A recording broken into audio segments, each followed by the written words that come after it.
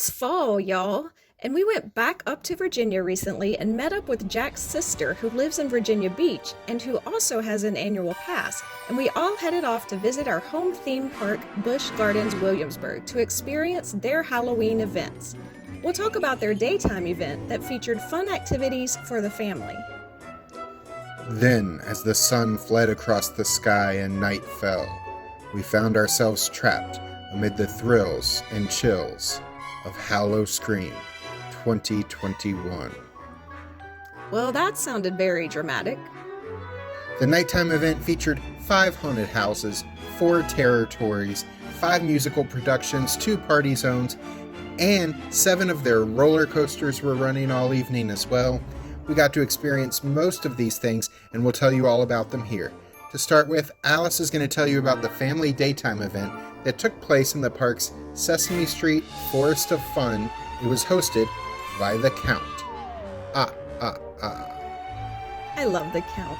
Held Saturdays and Sundays now through Halloween 2021, The Count's Spooktacular is a not-so-scary Halloween event featuring special holiday activities as well as the regular attractions found in the Sesame Street section of the park.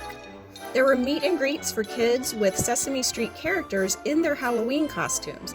This was the first event where the kids could actually get close to the characters since COVID began. They had been doing socially distant meet and greets, where the characters stood about 6 feet behind the kids for pictures. For this one, Cookie Monster was dressed like a knight and greeting guests while we walked through. The Sesame Street rides were all open, which included Bert and Ernie's Lock Adventure,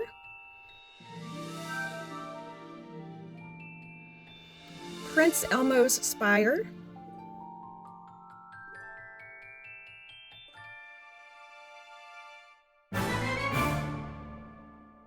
Oscar's Whirly Worms,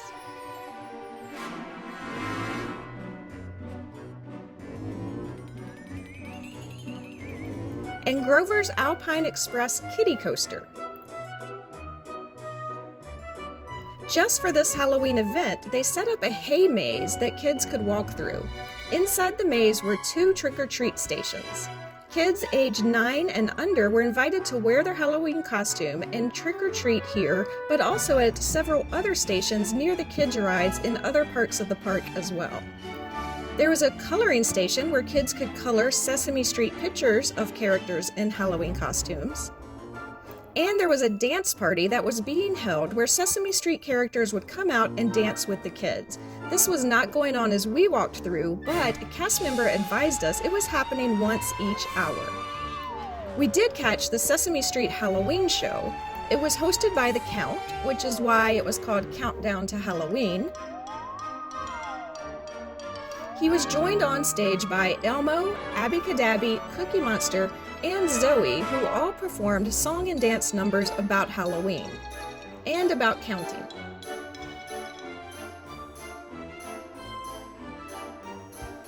Apparently, there was also a costume parade for kids who wore a Halloween costume to join in, which was held a couple times throughout the day.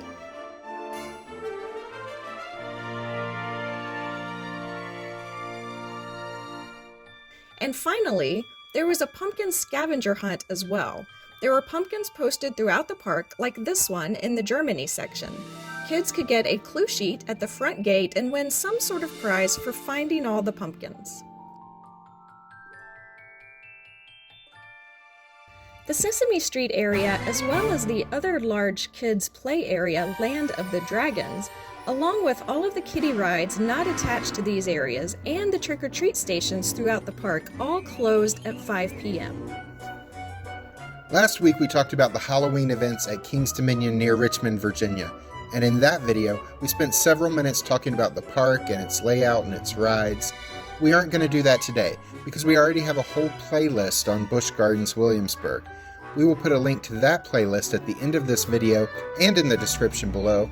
If you want to know more about the events held here throughout the year and the attractions featured at this park, check out our playlist. Busch Gardens Howl-O-Scream runs from 6 p.m. to 11 p.m. every Friday and Saturday evening, and 6 p.m. to 10 p.m. every Sunday evening, now through Halloween. But remember, You can show up as early as 10 a.m. on Saturday and Sunday, as that is when the Sesame Street event opens. And even if you don't have kids who would be interested in the Sesame Street event, the roller coasters and other rides also start running at 10 a.m. when the park opens. The Halloween decorations all over the park were cool. There were lots of giant spiders clinging to their webs in the trees. The France section was decorated with a guillotine and severed heads in the bushes. The wolf habitat section, where actual wolves live, was decorated to be a werewolf section, and so on. Alice's favorite part of Howl-O-Scream was the shows, and they ran all day, even before Howl-O-Scream officially started. It was a good thing that they did, because with 5 shows and 5 haunted houses and 4 scare zones, there wouldn't be enough time to see everything if you wait until after dark. In fact, we watched these shows during the day and still ran out of time, so we didn't get to see one of the haunted houses. The best show was Monster Stomp on Ripper Row. This show is based on the life of Jack the Ripper, and it's easily the second best musical about a serial killer in London.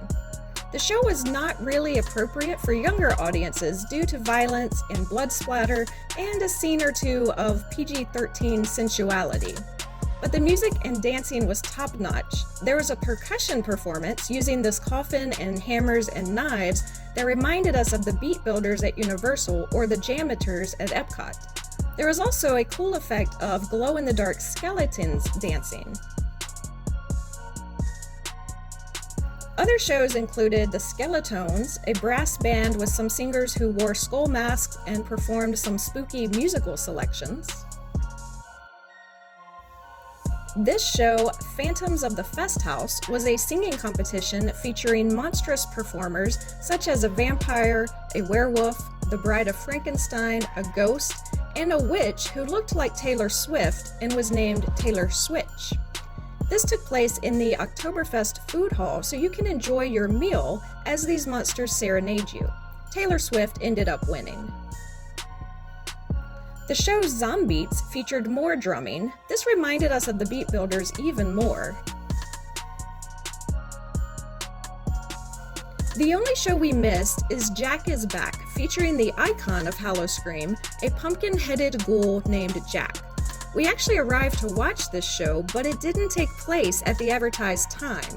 We didn't know why, we just heard they weren't having the show, but we later learned online that the stage on top of a building above a cafe had just caught fire a few minutes before we arrived. While it was put out quickly, it was still enough to cancel the next show. But we did get to see Jack doing meet and greets with park guests later on. I think that brings us to the most important part of the event, the haunted houses. Amazingly, my sister and I convinced Alice to visit all of these haunted houses with us. She really wanted to see one that was based on the writings of Edgar Allan Poe, and once she went through that house and didn't hate it, she was willing to accompany us to all the others. That first house was called Nevermore. We actually were allowed to film inside the haunted houses at this event, so we're going to show you a few clips of each. We don't want to spoil the whole experience for those who may wish to attend, so we're not going to show the whole house to you. In this house, a plague ravages the land. We've all been there before. People are dying. The nobility doesn't care. There are some ravens. And there are some nods to Poe's writings.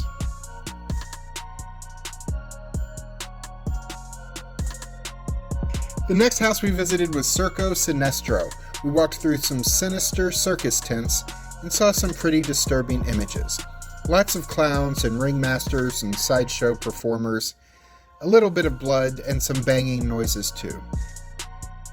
Sorry if the camera work is a little bit shaky. We were afraid that we were about to be afraid.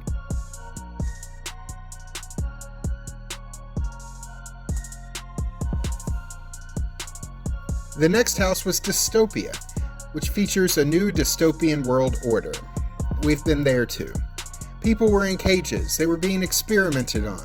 We were encouraged to surrender ourselves. So it goes. By the way, if you're still with us, please help us out by clicking the like button on this video.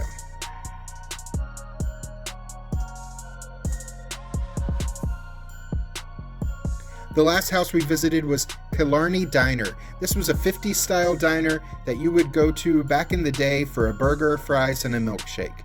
But something landed in the forest behind this diner and has caused quite a bit of mayhem.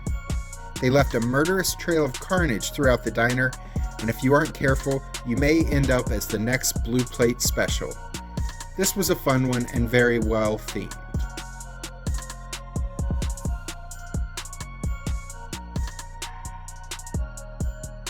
The one house we didn't get to was Witch of the Woods. We just ran out of time and couldn't get to everything. They do sell a quick queue ticket option that lets you skip lines, so if you want to be sure to have time to visit all the houses, you may want to look into that. Lines for each of the houses was running around 35 to 45 minutes the night we went. There were also 4 outdoor scare zones, which they call Terror-tories. We walked through 2 of them. We visited the Garden of the Souls in the Italy section of the park, where grieving spirits wander freely.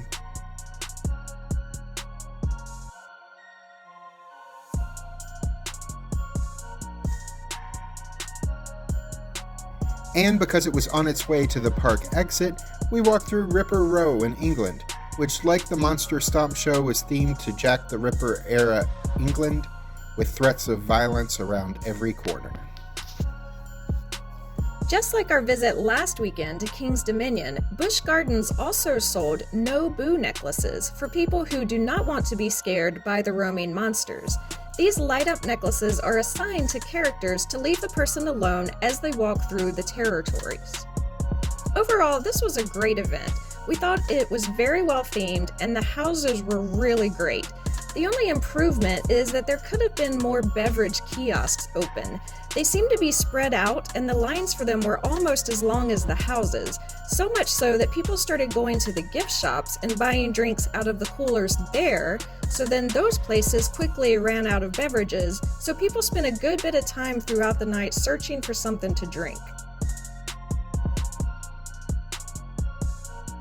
But the scare actors were great and we really enjoyed our evening.